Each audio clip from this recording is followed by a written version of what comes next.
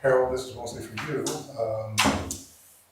Monmouth has got one of the best offenses in the country, certainly tops in the CAA. Going to be doing anything differently to defend them? Staying disciplined, being able to compete for 60 minutes. That's all the difference we're gonna make.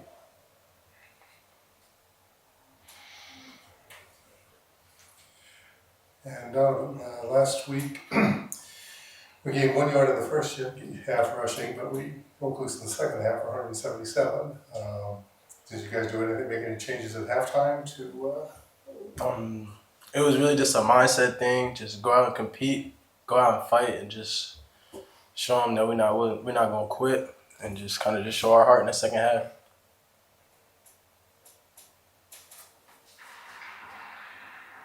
Hey guys, this is Nathan Epstein, and thanks for accommodating this. Question for both of you. Anyone can answer this question. It's homecoming weekend. A lot of ex-players will be in attendance for this week's game. When they come up to you and talk to you about what we can do to turn around this season, what can you say to them? Which one y'all want to answer? Say it again. I said this week is homecoming weekend. A lot of ex-players will be in attendance for this week's game. What can you tell them when they walk up to you and talk about the season as far as what can be done to turn around the rest of the season? Well, I'm not focused on like everybody else on the team. I know they're going to do their job up front. I'm focused up front. And what we got to do to win is really being disciplined with footwork and just not letting the small details go away.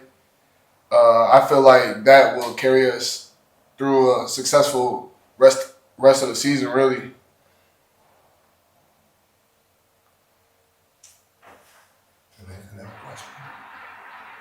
guys, are you able to hear me? Yes, sir. Yes, sir. Sorry, guys. On that point, what still motivates you? Seasons like this can test you mentally. Given that, what still motivates you every day when you go to practice, when you show up to the game? What still motivates you every day? Us being able to show up and still compete no matter how hard adversity gets. No matter how hard it gets, we still show up every day ready to compete. Yeah, and to go over what he said, just coming out every day and playing with our brothers. We talked about this year, just do hard things together. So we just kind of stand together as a brotherhood, and that's really just motivating us to go out and compete every week. And to go out for that, I'm also just fighting for the people who gave us a chance, with the coaches. Just putting our best foot forward for them, So, yeah. And how much does it add this weekend, as Terrence was saying? It's homecoming. It's obviously, there's more energy involved in this game, a little more home. What does that add to this game? We really try to block out the noise. We're just trying to focus on our game so we can put on a good show. We can't put on a good show if we don't focus on our game. So that's our focus this week. Focus on the small details, stay disciplined, and be ready to go so we can give a good showcase Saturday.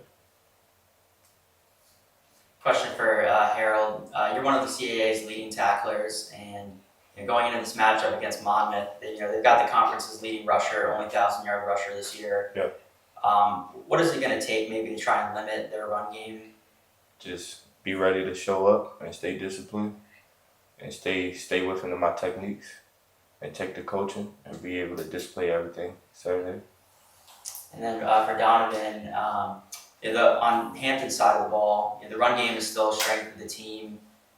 Going up against such a potent offense that Monmouth has, is there any kind of maybe emphasis to try and really extend drives with the run game and kind of limit the amount of time that Monmouth can have the ball?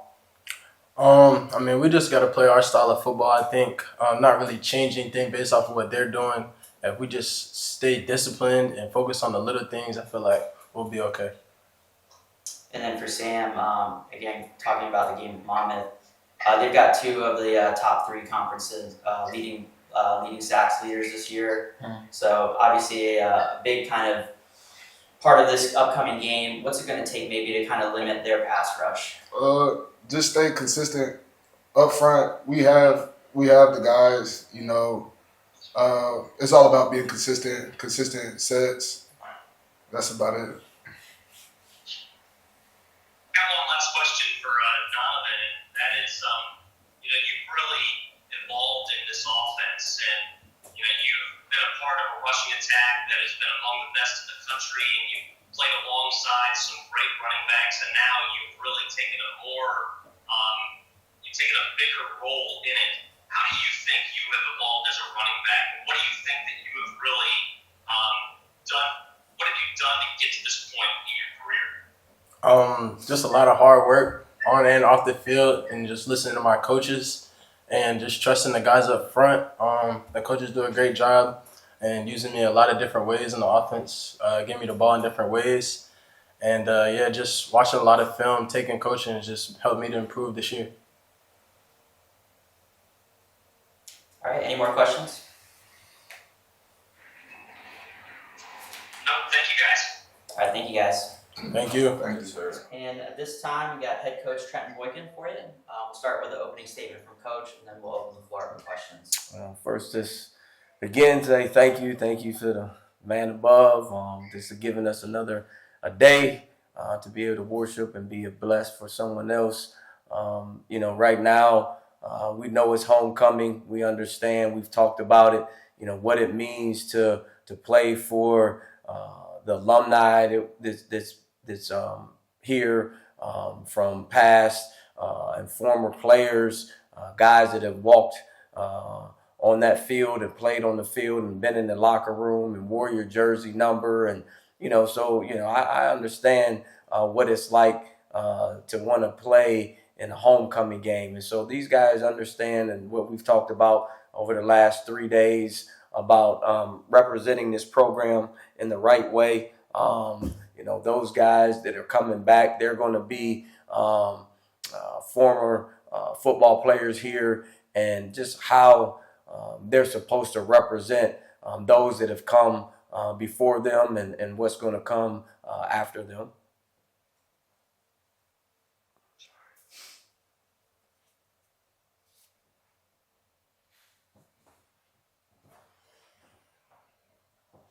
I asked a question earlier, going against a team that has one of the best offenses in the country, #1 in the league. Making any changes for them or making adjustments? To keep them off the field. That's the best way to stymie an offense that they have, is to keep them off the field. So the challenges for us, offensively, is to sustain drives, keep them off the field, score points. They do a great job of, getting the ball into people's hands offensively. So, again, taking nothing away from them. Everything kind of goes through their quarterback and their running back. And so when you can keep them on the sideline, that eliminates the amount of times they get to be on the field. And so the goal this week is for our offense to stay on the field longer and produce points. They're a bend, don't break type defense. And so, teams have scored points, but you better score points because they want to score points. So when you get an opportunity, when the defense does get a 3 and out, you have to take advantage of that, so that, if it's tied or you're up, you got to put pressure back on them to have to go down and score. So, that's what we need to do offensively. Defensively, again, we gotta have that same kind of mindset, bend, don't break, keep everything in front, and don't let them have big plays. Those are some things that we have to eliminate from our side. On the defensive side is big plays. When we make teams have to drive the ball, 7, 8, 9 plays, we do a pretty good job of getting them off the field. Is when we give up the 40-yard chunk, 50-yard chunk, 60-yard chunks.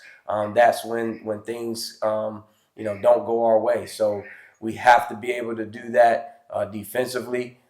Offensively, like I said, sustain drives and score. And then special teams, we got to find a way to win special teams. When we win special teams, we keep everybody involved in the game. Coach, this is Nathan Epstein. Good to talk to you. I asked the guys a second ago, Well, what it still looks like motivates them? from their past scores throughout the season, they can be scored against. So it looks like if our running game is on time this Saturday, we have a good chance to possibly keep their offense off the field. Yes, and we have to be balanced.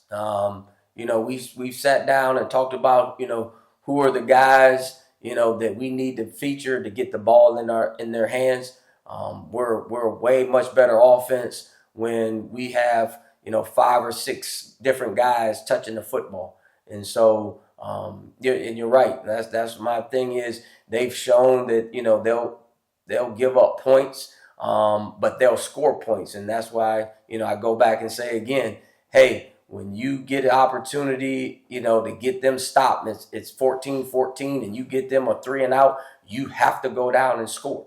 And because, you're not going to just be able to just shut them out. They're a good offense. They're a good football team. That's the plan. You want to say that, and you hope that happens. But let's talk real football. They score points, and you have to be able to score points. And when you get a chance to get a stop, and that's the thing that as you watch film, there's teams that have them kind of right there, and when they get a chance to get a stop, they don't go down and score, and they end up punting, and then then Monmouth goes down and scores. So when you have a chance to get them stopped, you have to go down and score points.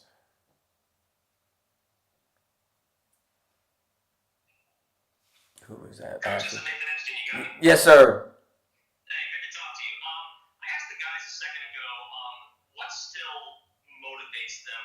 When you go through a trying season like this, when things don't go your way, sometimes it's easy to check out at times. But they said that they still have pride in playing for each other. They view this as a brotherhood. They take pride in showing up to the field each day. Do you still sense that within your locker room, that despite the hardships of the season, that the guys still give maximum effort, that they still take pride in what they do every day?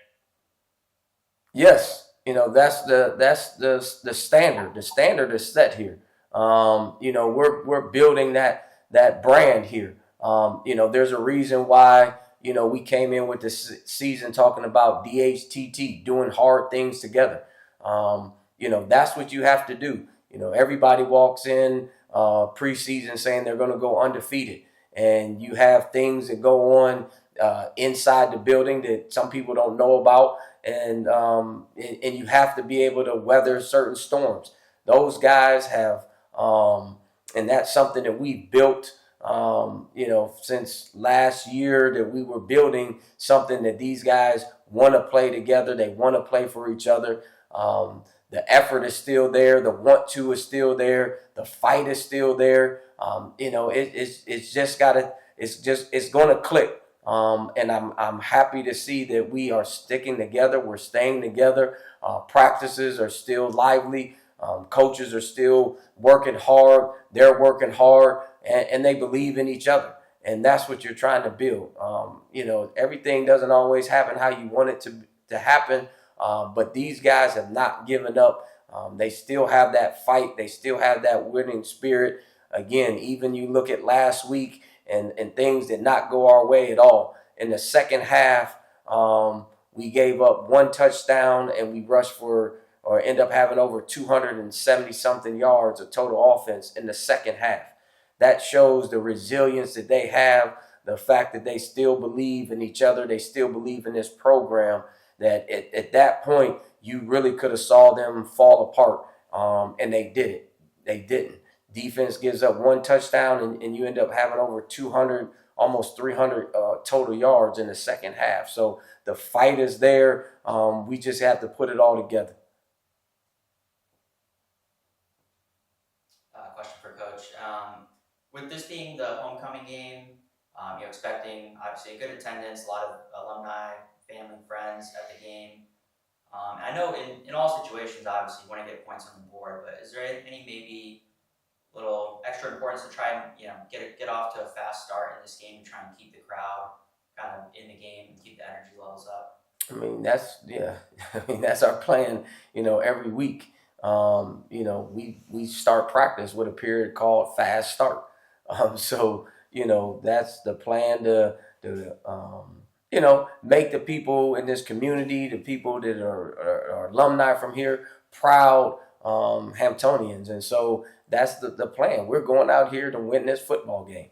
We're training in it, like it. We're preparing for it. We're going to make sure that we are ready to go. And so, we want to put on a good show for everybody that comes out and supports and make sure that we're locked in and ready to go. We'll be ready to play.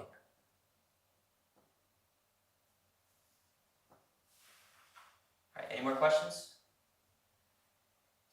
Yeah, Coach, I got one more for you, and that is regarding Donovan Shepard, and that is, he's taken a much more primary role in this offense, and some of it by necessity, but what have you seen in his evolution going back to last year? He was used sparingly. Obviously, that was because he was playing alongside some great running backs. Whether injury or whether he stepped up, what have you seen in him, and what have you seen in kind of his evolution as a running back? Just his growth, his transformation from when he first got here, the way he studies the game, the effort that he puts in the weight room, the way that he leads those other guys. Shep was not a bad running back, last year. We just had some guys that were pretty darn good. He showed some signs last year when he had a chance to get the ball in his hands. You could see that, he could be special given the opportunity. And, going into the season for us, we really did expect him to kind of the fight for that 1-2 position from what he did from the spring to the summer up to that point. So, really for us, we're glad to see where he's at. Yes, he's had to kind of carry a little bigger load since Snipes hasn't been playing, and if you got 2 freshmen that are playing, and so that's what you expect from a guy like that who's been in the program, who understands the culture and what we're trying to get accomplished. I'm proud to see where he's going with what we've given him to do up to this point. Thank you, Coach. Look forward to Saturday. Thank you. All right, any more questions? All right, thank you, Coach. Thank you. Thanks, Coach. Thank